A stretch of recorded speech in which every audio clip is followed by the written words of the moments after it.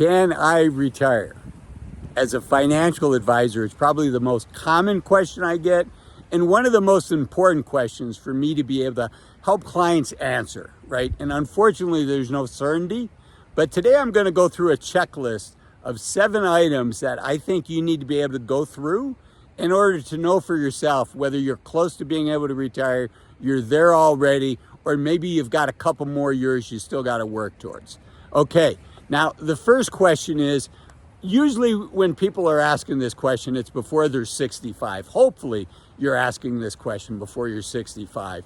So, one of the challenges, at least in the United States, is we have to bridge what I call bridge the gap until we're 65.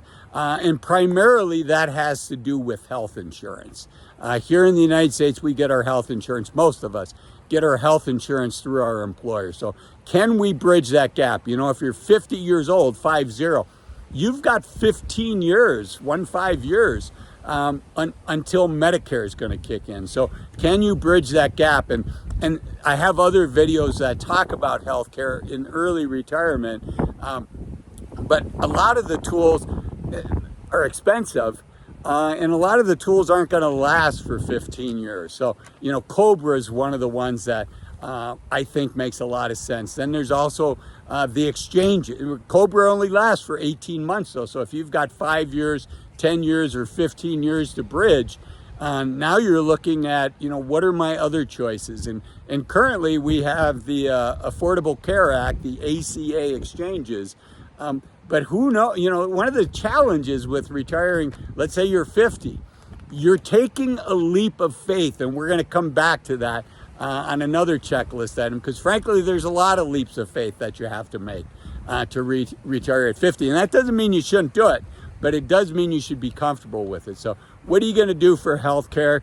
And then do you have, let's say you're 50, if all your money's in your 401k or your IRA, that can be expensive money to access. So do you have access to capital at the age that you are to fund your expenses, right? So that's item number 1.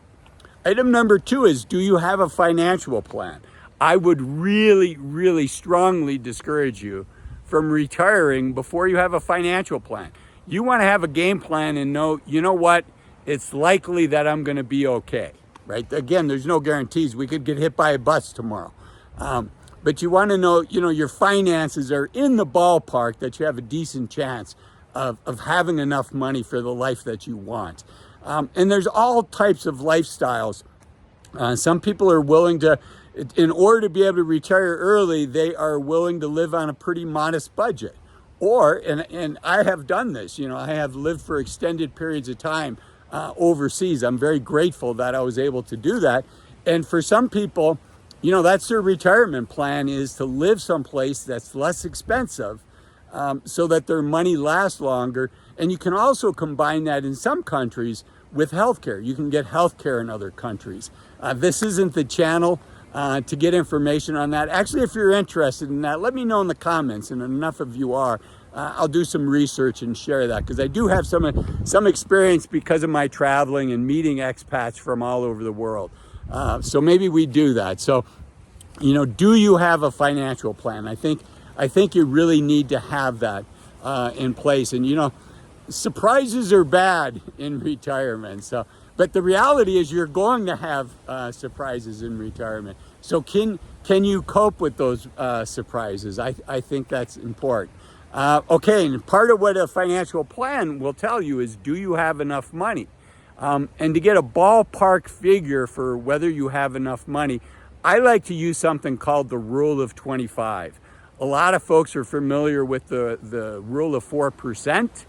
I think the rule of 25 is a little easier. Just remember that if you took 1 and divided it by 4%, you'd get 25, or 1 divided by 25 is 4%. So it's essentially the same rule, just a different take on it. The reason I like the rule of 25 is you can just say, here's how much money I'd like to be able to spend in retirement per year. So let's say, it's before Social Security kicks in, and you say, I want to be able to spend, I'm just going to throw out a number. I want to be able to spend $50,000. a year in retirement. And when Social Security kicks in, that means I get to spend more money, just for the sake of argument. Most people, by the way, their spending doesn't stay static in retirement. There tends to be years that are more expensive. There tends to be years that are less expensive, just like in regular life. But when you're retired, there is this tendency that in the later years, at least your spending on trips and trips and cars and things like that go down. Unfortunately, what you don't know is what healthcare costs are going to do. So it's not just a straight line, but in general, to get in the ballpark, you take how much income you want, you multiply it by 25. So in my example, if you want $50,000, 25 times $50,000 is $1.25 million. If you're in that ballpark, again, you should see a fee-only financial planner and have a financial plan. You don't want to think that you're okay, just like I don't want to think, well, I exercise 5 days a week. I eat relatively in a healthy way. I try to get 8 hours of sleep. I should be okay, right? I'd be stupid not to get a physical, and I think you'd be foolish not to get a financial plan from a fee-only financial advisor. Admittedly, I am biased. Okay. Another thing that is on this checklist. So what are we at? Item number 4 is being comfortable setting limits. And where I see this come into play a lot of times is with parents that have adult children. And maybe mom and dad are ready to retire. But they're like, well, I've still got 2 kids that I have to pay for a wedding, or, my son wants to go to graduate school.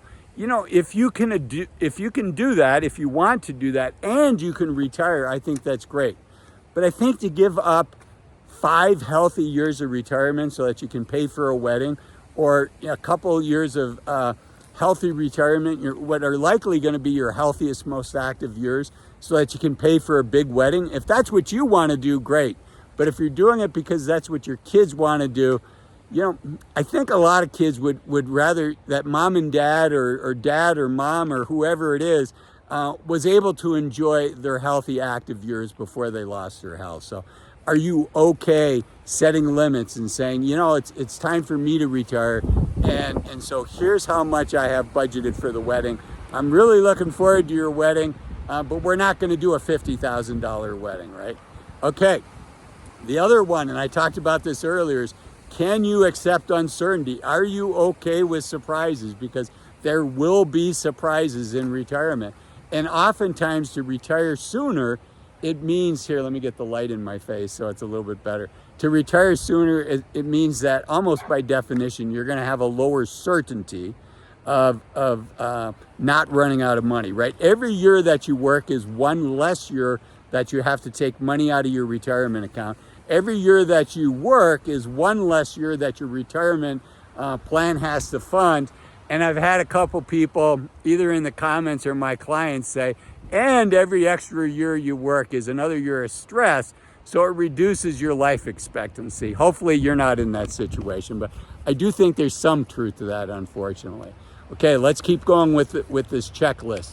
And the most important one, let's just jump to the most important one, is I talked about a retirement plan earlier. Having a plan for your money is important. I think every bit as important is having a plan for your time. What's your purpose going to be? How are you going to spend your time? 24 hours a day, 7 days a week is a lot of time. So really give some thought to how are you going to spend that time, and have a plan for your time. Have a time plan. And if you don't know what you're going to do, I highly recommend you read a book called Strength to Strength by Arthur Brooks. It's an excellent book. 2 other excellent resources that aren't related to this is this video up here, which talks about average income for retirees, and this video down here that talks about 5 reasons to retire as soon as you can. Thanks for watching. Bye-bye.